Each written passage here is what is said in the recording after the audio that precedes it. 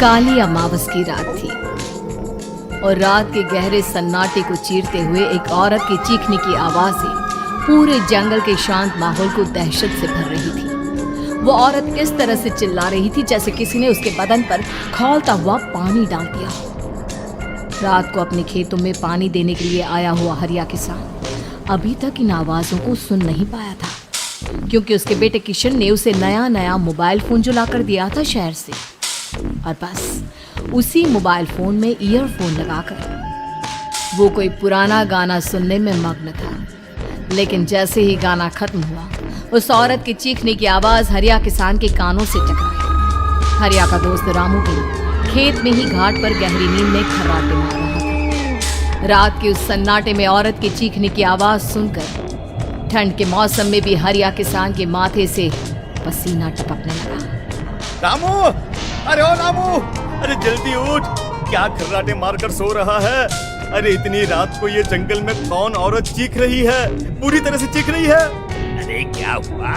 क्या हुआ? कौन है? अरे भूत आ गया क्या? चोर आ गया क्या?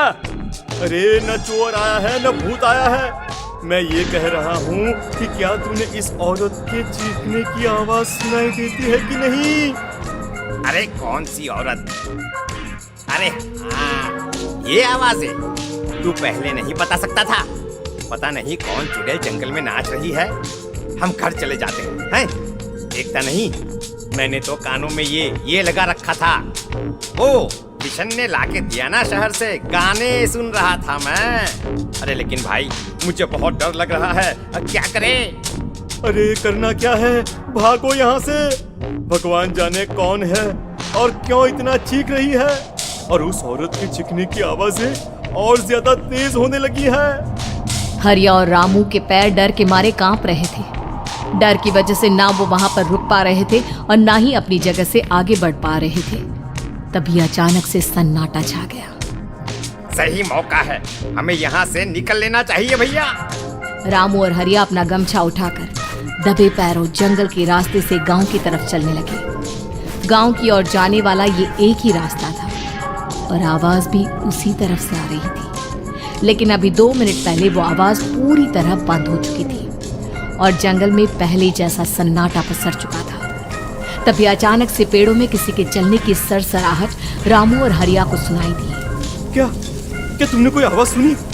हाँ यार, ऐसा लग रहा है कोई इस तरफ ही आ रहा है। तभी अचानक सामने पेड़ से एक साया रामू और हरिया के सामने उल्टा आकर लटक गया। ये देखकर रामू और हरिया की चीख निकल गई। वो दोनों डर के मारे बेहोश हो गए। वो साया जमीन पर आकर खड़ा हुआ। उसने रामू और हरिया के बालों को पकड़कर खींचना शुरू कर दिया। अब तुम गांव वालों में से कोई जिंदा नहीं बचेगा। मैं तुम सबको ले जाकर उस गड्ढे के नीचे दफन कर दूंगी। सबकी जान ले लूंगी, मैं किसी को नहीं छोड़ूंगी। अगली सुबह रामू की पत्नी कमला हरिया के घर आई और उसने हरिया की पत्नी सुमन से अपने पति के बारे में पूछा। सुमन, कल रात को ये तुम्हारे ही पति के साथ गए थे खेत पर, अभी तक लौट कर नहीं आए हैं। हाँ बहन, मैं भी वही सोचकर परेशान हूँ। मेरे पति भी अभी तक खेत से लौट कर नहीं आए। भगवान जाने क्या बात है, दोपहर होने आई है। अब तक तो उन दोनों को लौट कर आ जाना चाहिए था। क्या करे, कैसे पता करे कि वो दोनों कहाँ हैं? मेरा बेटा भी शहर गया हुआ है, वरना उसी को भेज देते खेत पर।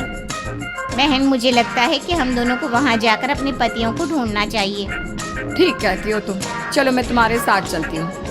और वो दोनों जंगल के रास्ते खेत की तरफ आगे बढ़ती हैं। वहां जाकर देखती है कि हरिया और रामू आग जलाकर आग के ऊपर कुछ पकाकर खा रहे थे।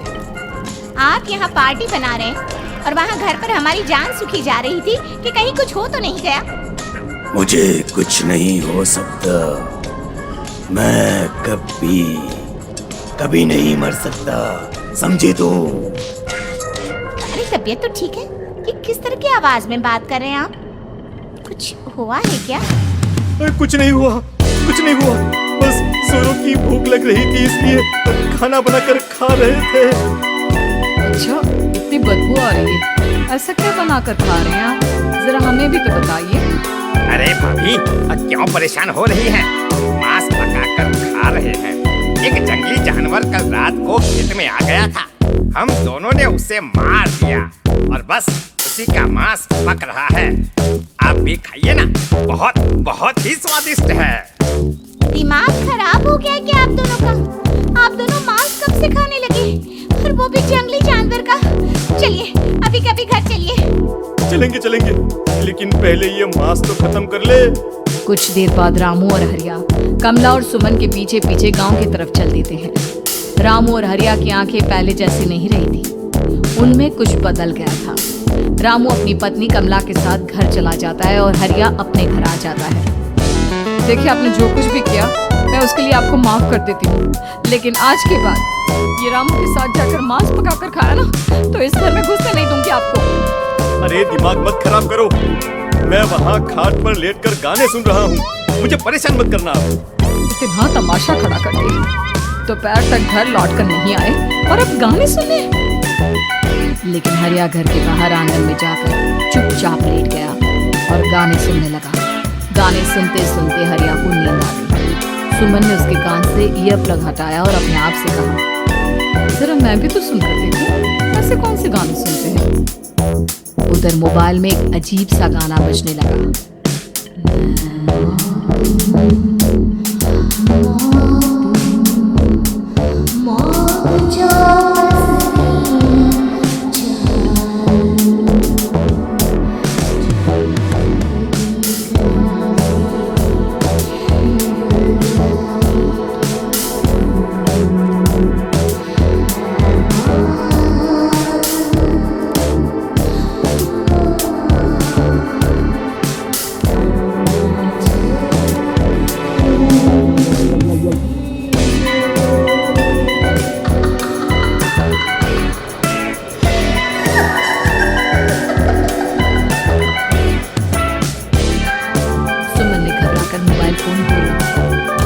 तरह से डर गया। तभी अचानक हरिया अपनी नींद से जागा और गर्दन टेढ़ी करते हुए सुमन के पास आया। क्या क्या कर रही थी? गाने सुन रही थी? वो ये कैसा गाना सुन रहे थे? तुम मोबाइल के अंदर मौत है, मौत। अरे ये सारी बातें छोड़ो और ये बताओ, आज शाम को तुम मेरे साथ खेत चलोगी? लेकिन क्यों? और तुम इस तरह से क्यों बात कर रहे हो? अपनी गर्दन सीधी रखकर बात करो ना। वो मेरी गर्दन में सोते सोते थोड़ा दर्द हो गया है। मेरे साथ आज खेत चलो ना, तुम्हारे साथ पूरी रात रहना चाहता हूँ। कैसी बात कर रहे हैं दिन दहाड़े? जरा भी शर्म नहीं आती क्या? अरे इसमें शर्माने वाली क्या बात है? तुम पत्नी हो मेरी, पूरी रात खेत पर रहता हूँ। मुझे भी तो तुम्हारे पास आने का हक है कि नहीं? अच्छा ठीक है चलती हूँ आपके साथ खेत पर, लेकिन फिर रामू को मत बुलाओ। ये कैसी बातें कर रही हो? अगर तुम मेरे पास होगी तो मैं किसी को नहीं बुलाऊंगा, सिर्फ तुम और मैं और रात का सन्नाटा।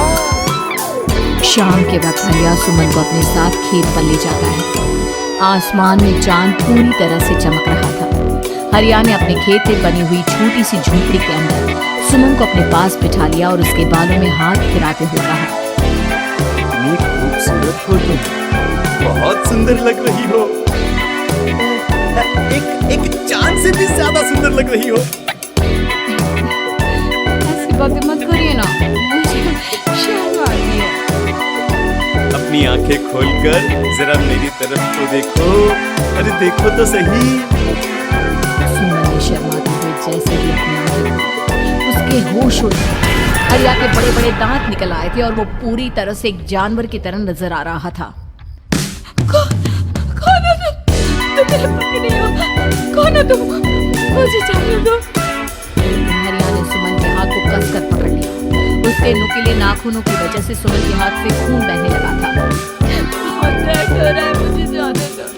कौन हो तुम? क्या करना चाहते हो? वही जो एक आदमी एक औरत के साथ करना चाहता है, और उसके बाद मैं तुम्हें वहीं ले जाऊंगा जहां पर तुम्हारा पति है। क्या मतलब? क्या कहना चाहते हो? कहाँ है मेरा पति? बीचों बीच उभरते हुए पानी के तालाब में वही है तुम्हारा पति। चलो चलो, मैं तुम्हें उससे मिलवा देता हूँ, लेकिन उससे पहले तुम्हें मेरी प्यास बुझानी होगी। और इतना कहकर हरिया सुमन के ऊपर जानवरों की तरह टूट पड़ता है। आखिर कौन था वो जानवर, और क्या सुमन उसके शिकंजे